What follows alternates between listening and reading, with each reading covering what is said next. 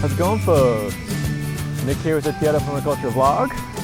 Autumn, my co-star, she's back there. You walked away. Welcome again to another episode. And today it's going to be another basically homestead update for the month of February. We're already in February, and tomorrow is actually my birthday. So I'm going to take tomorrow off, so I want to get this vlog out today, hopefully, although we just did lose power. So who knows if I'll actually be able to upload anything today or edit or anything like that. So we'll see. I'm out here in the morning, and we'll see if we get power back throughout the rest of the day. So yeah, I just wanted to share something with you real quick. Actually, I'm really excited about. I'm very grateful for. I'm actually now an official member of the Geoff Lawton online teaching assistant team for his online permaculture design course, and that course is actually about to launch. Once it does launch, I will leave a link below this video for you. If you're interested in checking out permaculture design, you want to learn from the same person that I learned from, if you want to learn from me in a way, because I'll be there helping you guys along the way, check out the course. It's really kind of foundational knowledge, in my opinion. It's very, very comprehensive. I actually have a testimonial. I'll link that above in case you want to check out the testimonial that I wrote, because I actually did take this course before I joined the team, about 4 years ago-ish, 4 or 5 years ago. So yeah, then it's been quite a journey, and I'm really excited to be able to be part of this team and part of moving this kind of permaculture design education forward and to more people. So I hope you'll think about joining if you're interested and you have the means to do that. If that's something that interests you, definitely check it out. I'll leave it linked below, like I said, once I can find that public link for you. Other than that, let's go ahead and get started with the homestead tour today. It's just going to be an overall homestead tour of the whole thing. We do have baby chicks, and we're going to hit them real soon. We got a little bit of rain last night, not too much, but this past weekend we had 3 inches of rain. It's like 75-ish mil, so quite a bit of rain this past weekend, but so far this week, not too much, which is just fine. This is probably the main story that most people are interested in, which is why I'm getting to it as fast as possible. We do have chicks. We have baby chicks here. Mama is doing such a good job taking care of them. Good job, Mama. She's making sure I'm not going to do anything funny with her chicks. But look at these guys. They're so sweet. They're actually doing really well. They're starting to become really independent. All 6 of them are still alive, which is somewhat remarkable. I've usually lost at least 1 chick every single time I've raised chicks.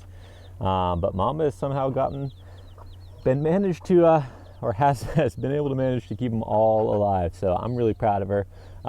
Thanks, Mama. Good job. You can see we have a nice little variety of different genetics happening there with the chicks. They're a little bit different, each one of them.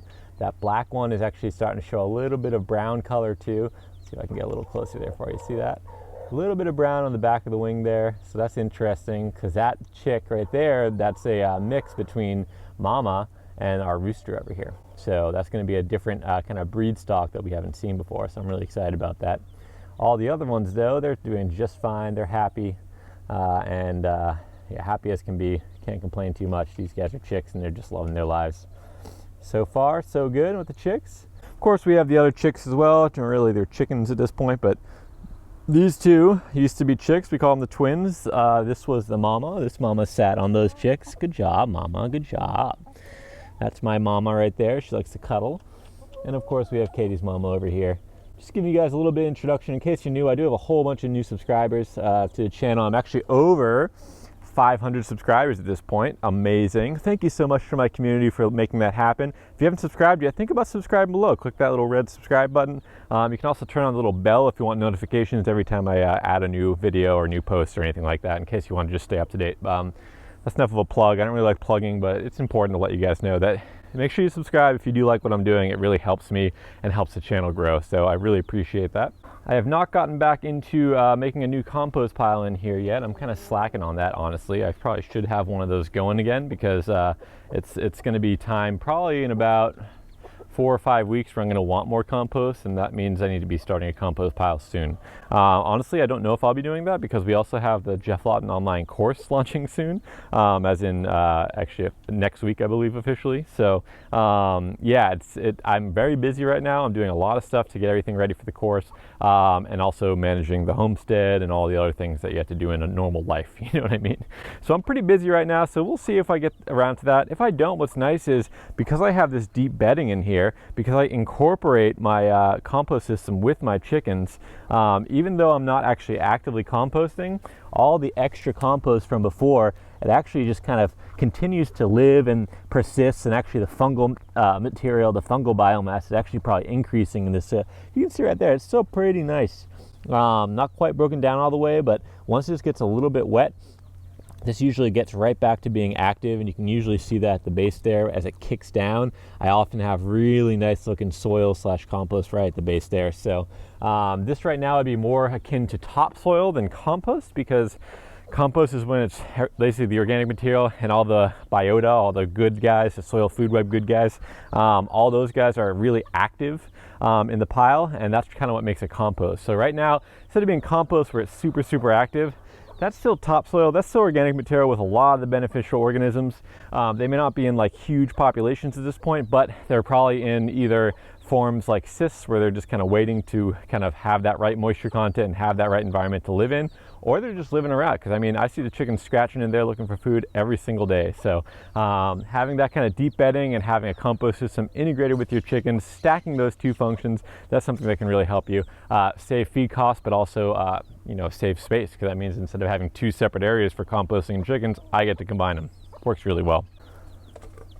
I don't know if you saw that, I tried to catch it last minute, but Otto actually came out to the door and the rooster decided to show him what's up. That's pretty common here. Otto and the roosters and Otto and the chickens are well known. Otto knows not to attack them, or if he does, he knows that he might not be the one that's winning in the end. Otto, come here. Hey, bud. Hi, good boy. Yeah, I wanted to get you on camera because you ran away at the beginning. You know, as the co-star, you're supposed to be right with me the whole time, or at least close by. Well, that's Otto for you. Otto actually just showed up back here one day when Katie was back here, I think hanging laundry or something, and all of a sudden he's our cat.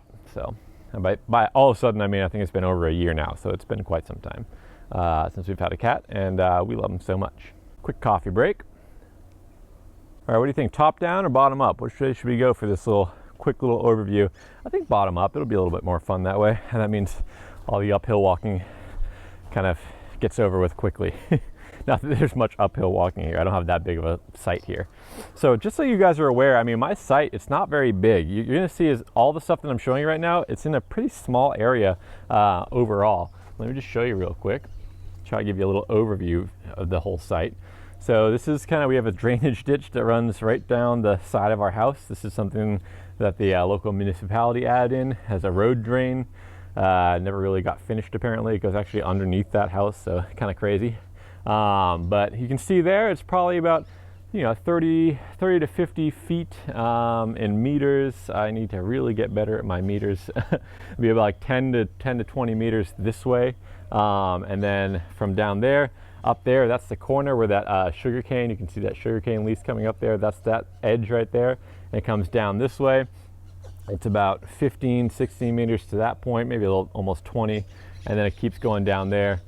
And probably another double that. So it's really not that big of a space here that I have all this kind of production happening in here. And I say all this because you may not think it's that much, but for me, I mean, we're providing all of our greens, occasional veggies to coming into the garden, and long term we'll be doing much more. So it's nice to kind of see how much production we can really fit into this smaller space, because smaller spaces can actually be the most productive because you're really managing them pretty intensely, and because you're managing them so intensely, you can actually maximize your production versus on a broad acre area where you might have a main crop, but that's like a lot of management time. Here I can do minimal management time and get maximum production as much as possible. That's the goal, at least. So all right, so now we're at the bottom of the property here. We're back to another set of sugar cane. So I have sugar cane at the top of my property there. You can see right up there, and there's sugar cane down here, the bottom. And really the property also goes over that way, but we kind of leave that into a little jungly area. There is a little bit of some taro type, that's a jautia in here in Puerto Rico. That is a root crop that we can eat and grow. So it's actually just found that the other day with my buddy Rio. He pointed out to me. We have a couple more Filipino coconut trees here. As you can see, we have a major coconut tree, and this guy produces so much for us, both in food and in palm fronds, which is good mulch for me, and mulch material, compost material, etc. So many good things out of that coconut tree right there. So starting at the base, this is the most bottom garden, the furthest down in the property. And down here, actually, this was established not too long ago. I'll leave that video linked above if you're interested in seeing it from the very beginning. But the goal for this bed essentially was to, I mean, obviously we have overstory plantain, you can see here. So these are plantain.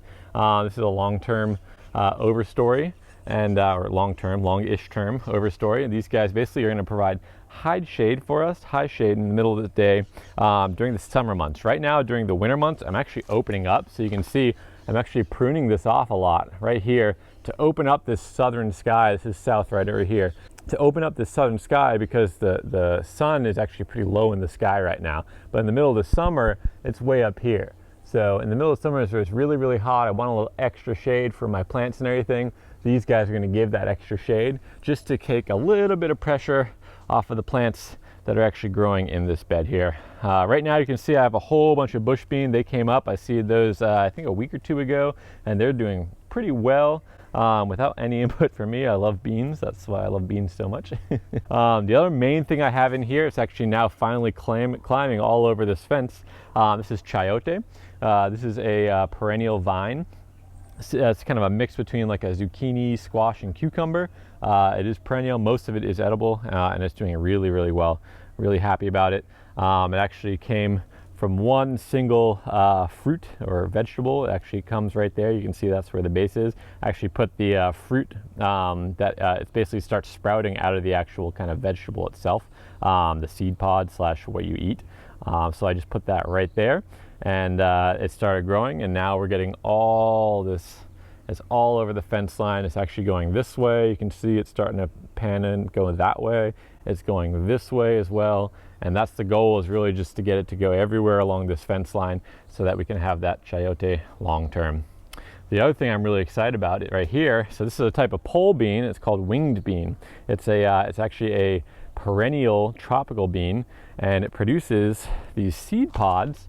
And the reason why it's called winged bean is because they have like these little wings on them. So you see that right there, these are the first crop of this wing bean that I've ever had on this property, but really ever. It's my first time growing it.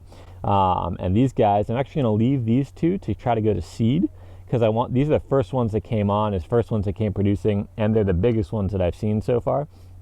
So what I wanna do is have these guys go all the way to seed, and so I can collect that seed and then use it to plant more winged beans throughout the property. So you can see I have another smaller one here. It's just starting out, and there's more flowers coming on now. There's a flower here, and so this winged bean, this is also an edible. Pretty much every part of the plant is edible. The pods, the flowers, the leaves you can eat. Apparently, it actually produces a tuber that's like 30% protein or something like that. So you can actually eat the tuber as well. So it's really all parts of this plant are edible.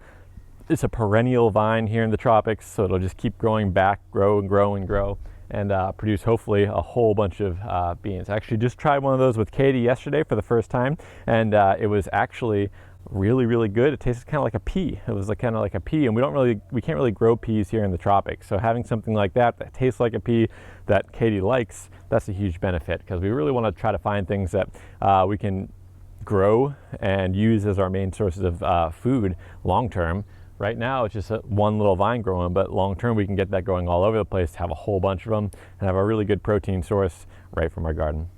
Also wanted to note right here, you can see it looks like a complete mess down at the bottom here, and this is just a whole area where this is basically my mulch collecting and my soil building area. So all of the soil that filled this garden bed when I first made it, and all this was probably 2 to 3 inches of topsoil added in, maybe even a little bit more in this big old area.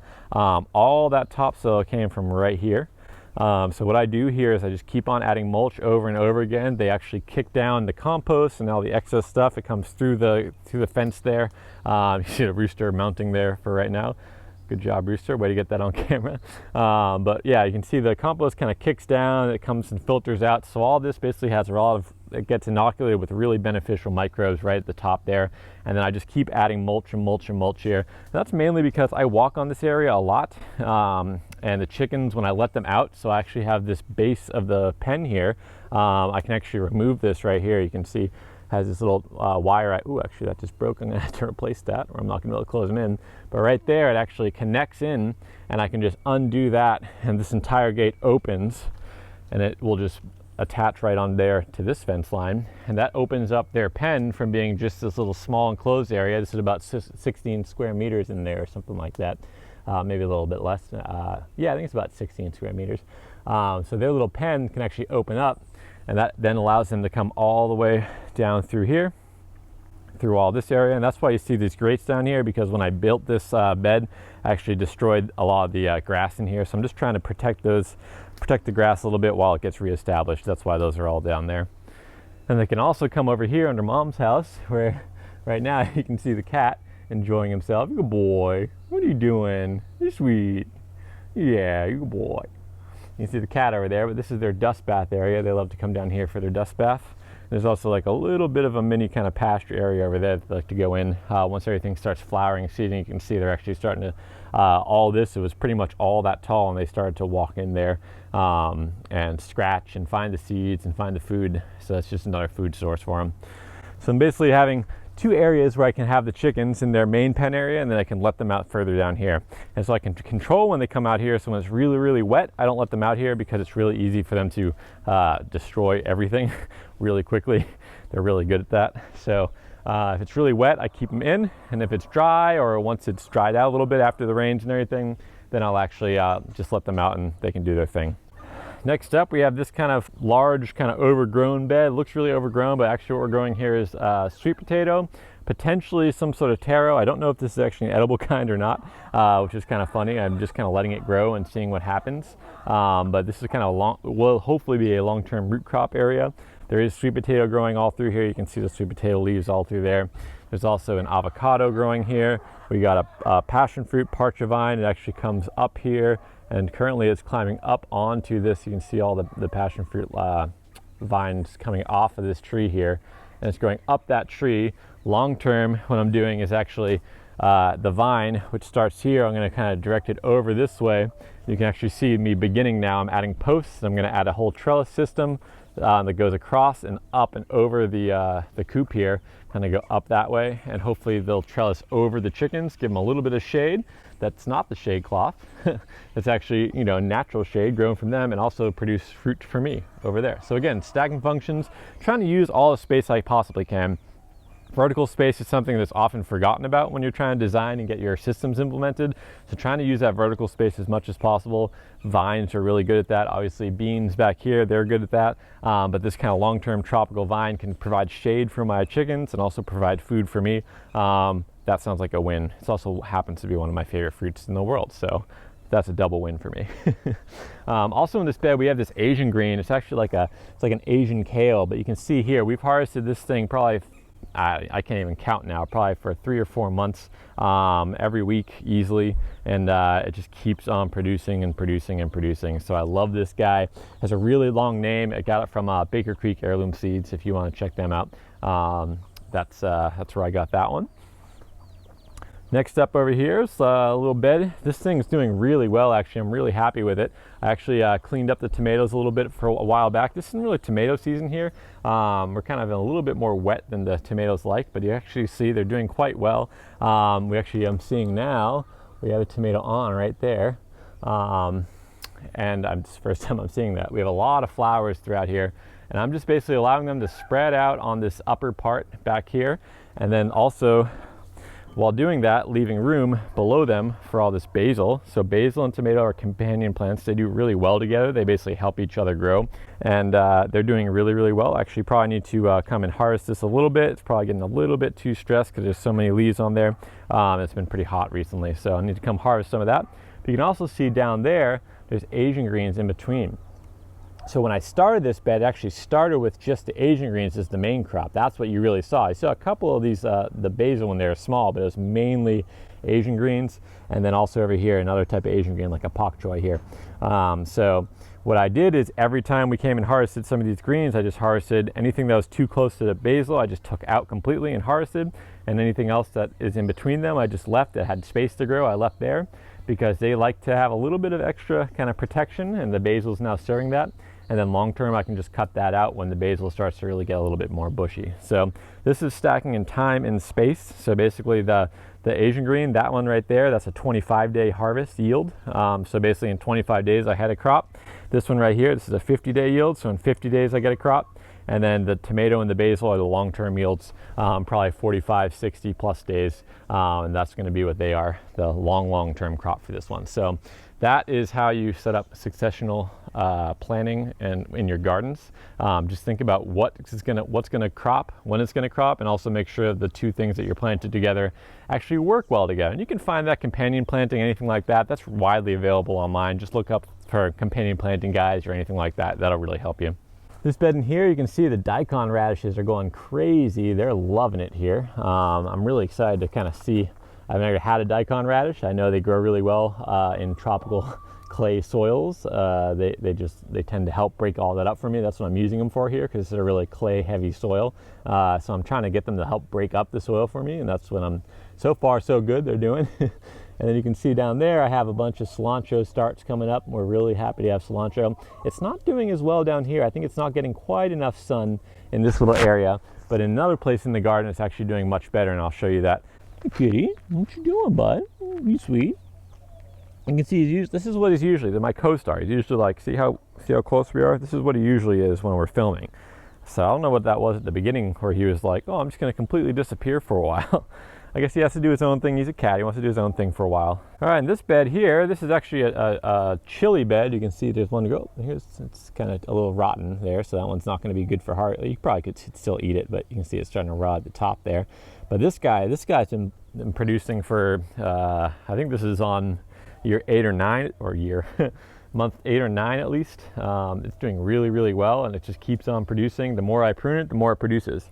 I'm trying to get mint to grow down here, but the mama and the chicks, they keep getting out, and you can see they've completely scratched this area open, and that's why it's usually my beds are fairly either covered in plant material or covered in mulch, and you can see this is not, because the chicks keep getting out and keep trying to scratch in there.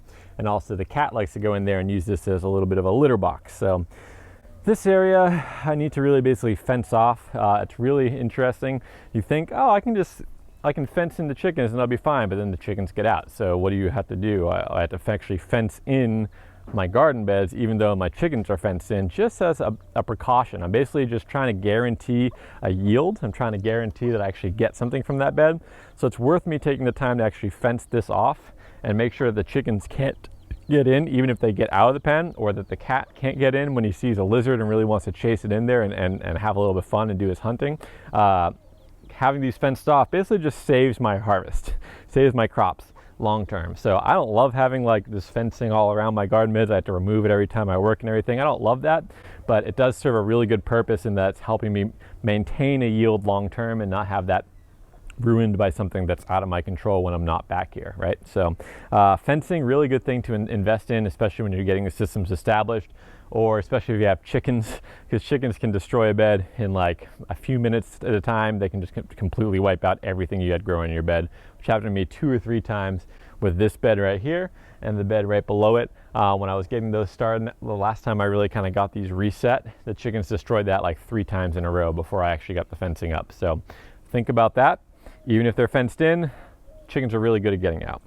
This bed here is doing all right. I could probably use a little bit more. I could add in some new things, but what we got going in here, we got some carrots, we got some green onions, and we got garlic chives. So that's basically what I'm growing in this bed.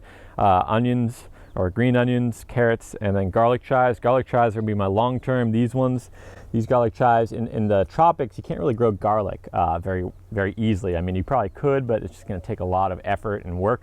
So instead you grow garlic chives, which you can use, it's a perennial, it just keeps coming back and keep coming back. So you can cut that down as you need your kind of garlic flavor in your dishes. Again, it's not as strong, so you kind of have to adapt. But again, we're in the tropics here. We can buy garlic from the various, wholesaler stores and everything, and at the grocery stores, we can easily find it. But trying to find an alternative here in the tropics so we can actually grow it long term and grow enough of it to support our means. That's my goal here. That's what I'm doing here in this kind of backyard area. Because long term, we want to have our own land. This we're renting from a family, so it's kind of like a long term rental. We can be here as long as we want, right? But we Long term, want to have our own property, much more space, so we can actually do a lot more growing of our own food. So here, this is my goal here is basically to learn how to grow in this general climate, because it's my first time working in the tropics. And then from there, I'll be able to expand that outwards. So that's really what we're trying to do back here. Maximize production as much as possible, but also really learn how to grow here. Learn what works, what doesn't, my management style, how much I need to be back here managing. There's so much that goes into it, and mostly it's in the establishment phase. Once you got to get things established, and once you do, then it's mainly just maintenance and maintaining beds and everything.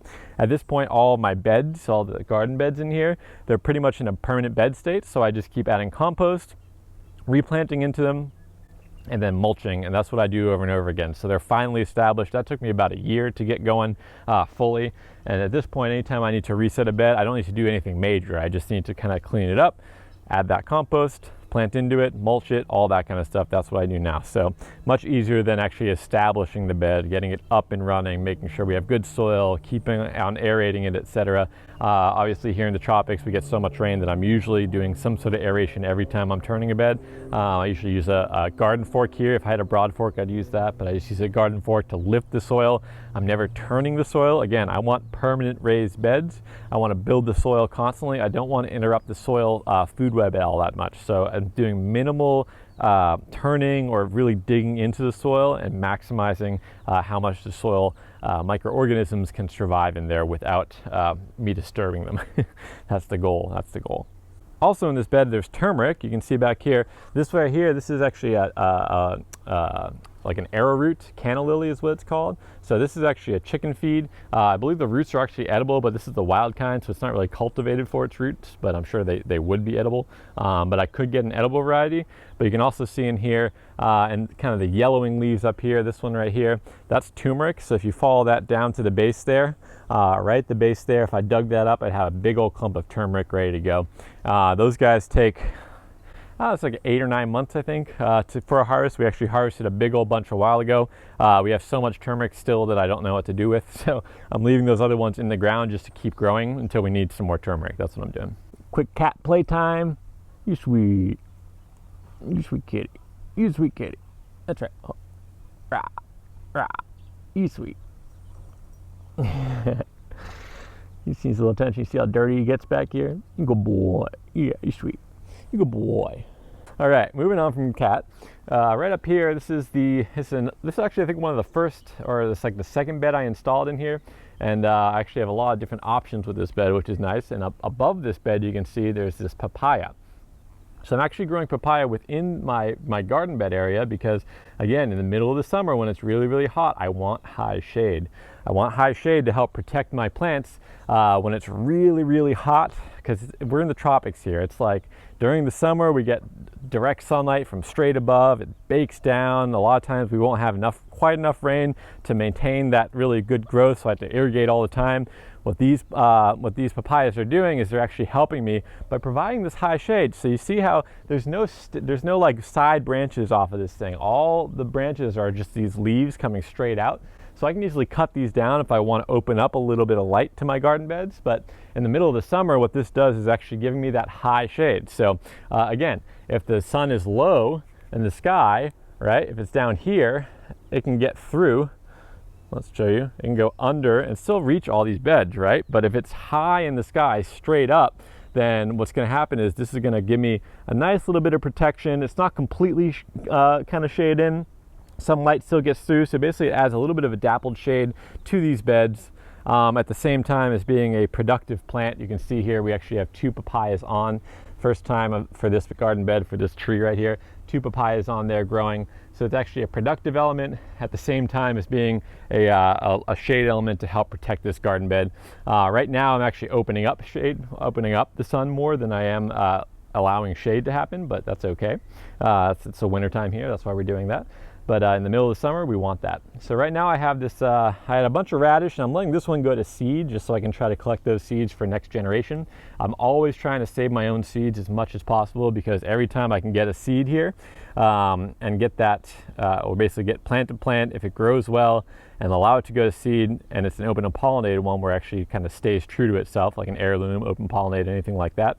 I can actually use these seeds for next time. So that just means I, A, don't have to buy more seed because it's just happening right here for free. And then B, it's actually becoming more and more adapted to my local area. So if this thing's growing well, I didn't have to do much to make it grow. I try to let it go to seed every single time because it's more adapted to this area, to this specific climate where I'm growing it in. It's going to be, oh, this one grows well here, so I want that seed, right? So if the ones that don't grow well or just are shoddy, they don't quite turn out well, I don't save those seeds. But the ones that do well, I try to save the seeds every single time.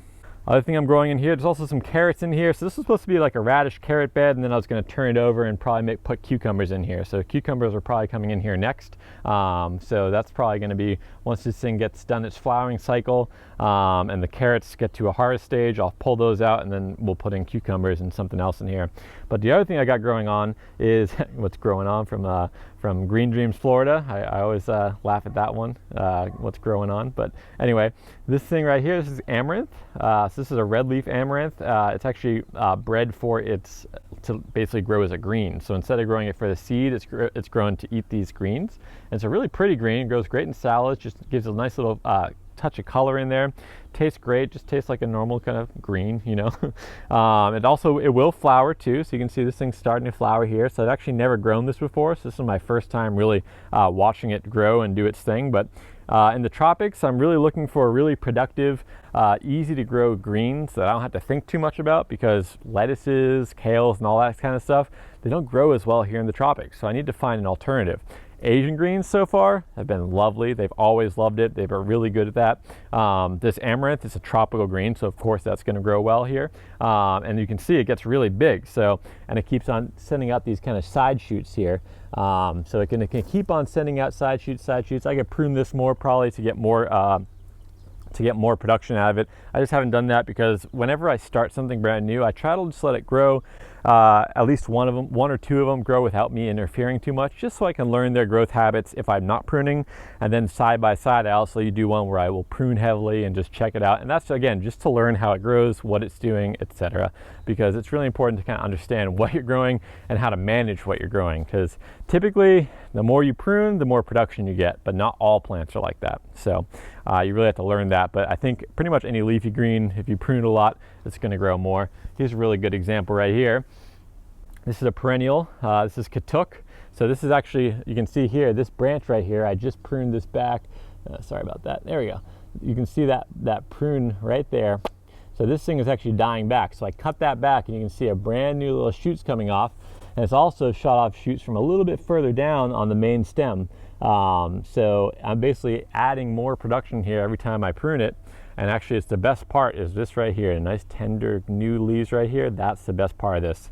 Anyway, this is Katuk. This is just like a perennial shrub here in the tropics, and all these leaves are edible. It has kind of a nutty flavor, so it's a little bit different than what you normally would be kind of eating. So it's kind of nice, just give something a little bit different to a salad or anything like that.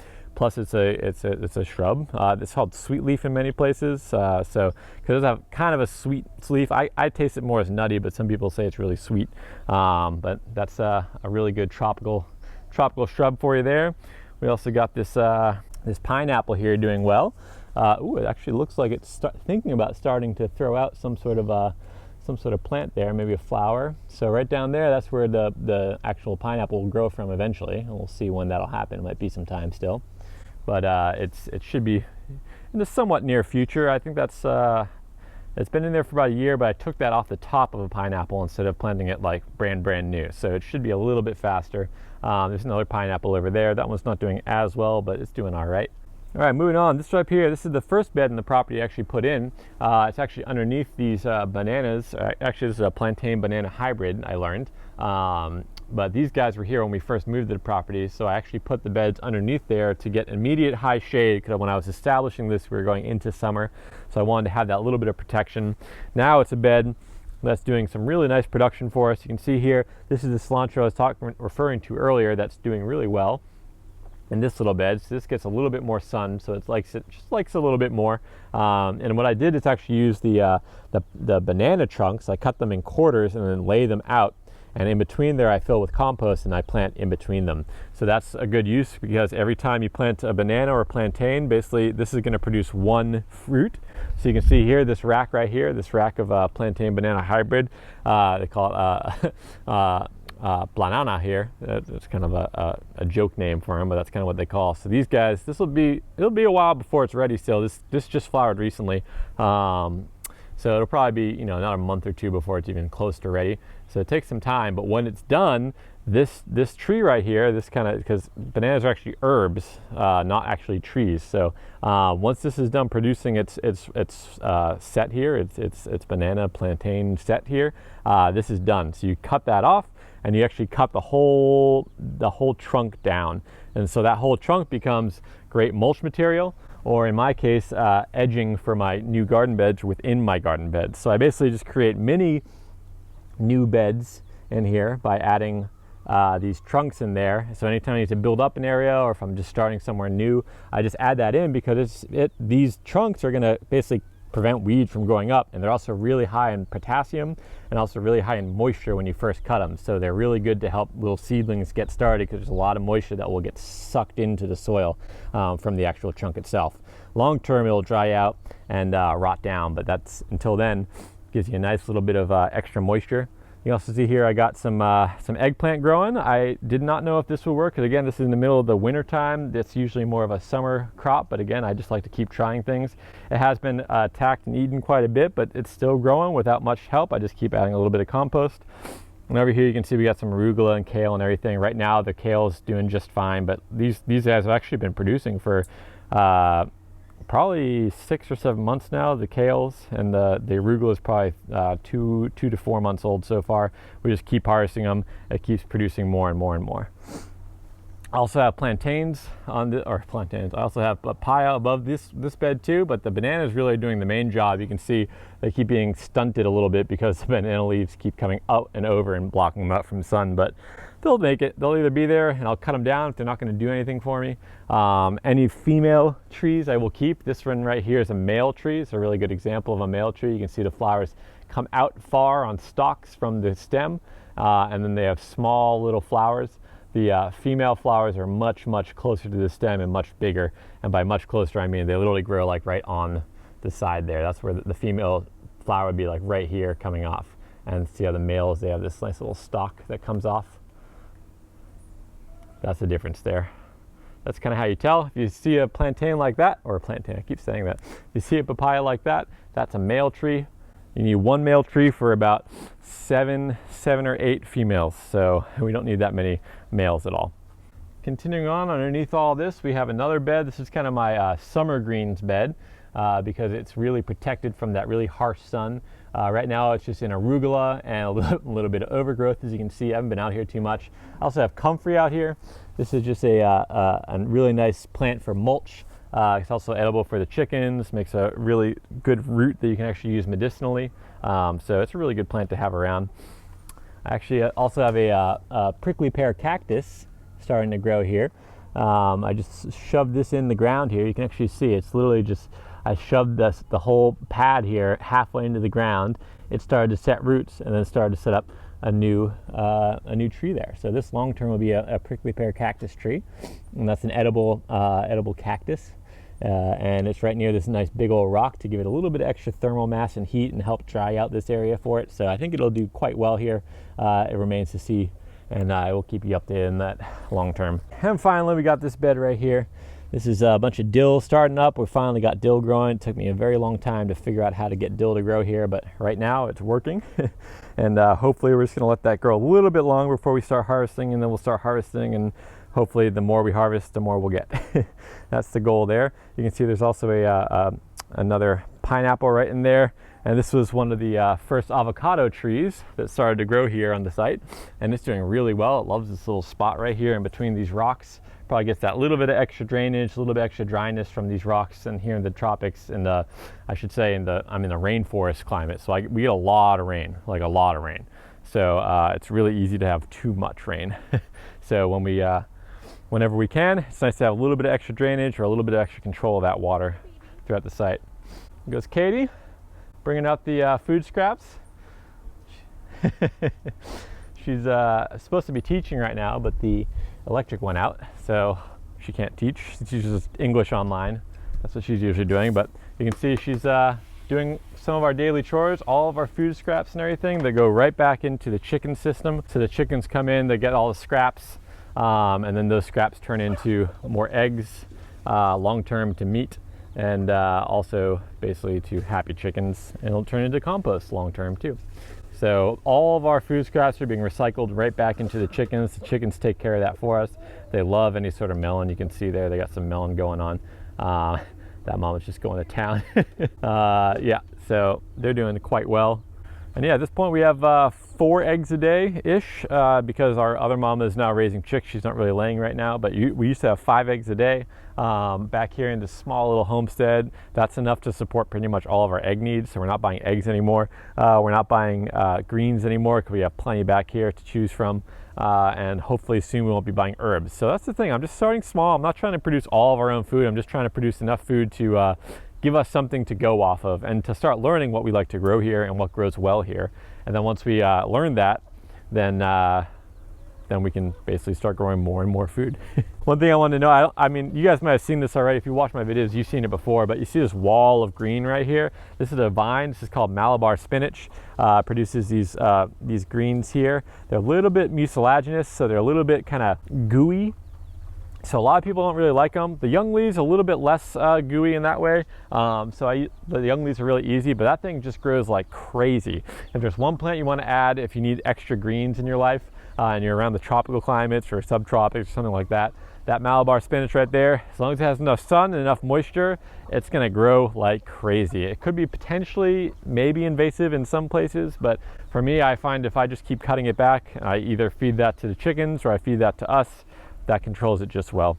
Again, anything you're doing, you need to make sure that you're being careful about that and where you're putting it, because things can become invasive, but if you're actively managing your property, usually it's gonna be just fine. And one more shot of the chicks back here before we sign off for the day. It's always nice to end with these guys. These guys are enjoying themselves. I actually have to refill their food. I haven't done that yet today. I've been talking to you guys instead. But I'm gonna leave a little shot of the chicks. I think I had a couple good shots. Basically they were enjoying the end of their evening and just hanging out and really you know, eating, doing their last little bits in there, and then they started going into the actual nesting area with Henry. As it was getting dark, they all started going in there, and I think that was a nice way to end the vlog, seeing the chicks finishing up their day and getting under mama and getting comfortable. And that's what I hope for all of you. I hope all you get to go out and work on your homesteads or work on whatever you're working on, and have a nice calm, peaceful end of the day. If you do have chicks, just watching those chicks get under mama and get tucked in, it kind of feels really nice and homey, and I really love that, which is why I try to take as many videos as I can of them, because this is their cutest stage. All right, folks, that's it for me today. That's plenty long of a video for you. That's the homestead update for February 2021. Hope you enjoyed. If you do like what we're doing, please subscribe to the channel or take one of my videos and share it to a community that might find some value in it. Don't just share it randomly and everything, but if you have a community specifically, or if you have a person that might think that that's interesting or find a little bit of value in what I'm doing, please share those videos. Share the channel, subscribe, turn on notifications, all those things. Like the videos, like the channel, all that kind of stuff, right? All that helps me basically move forward and be able to keep making these videos for you guys long term. So hope you did enjoy, and until next time, have a good one.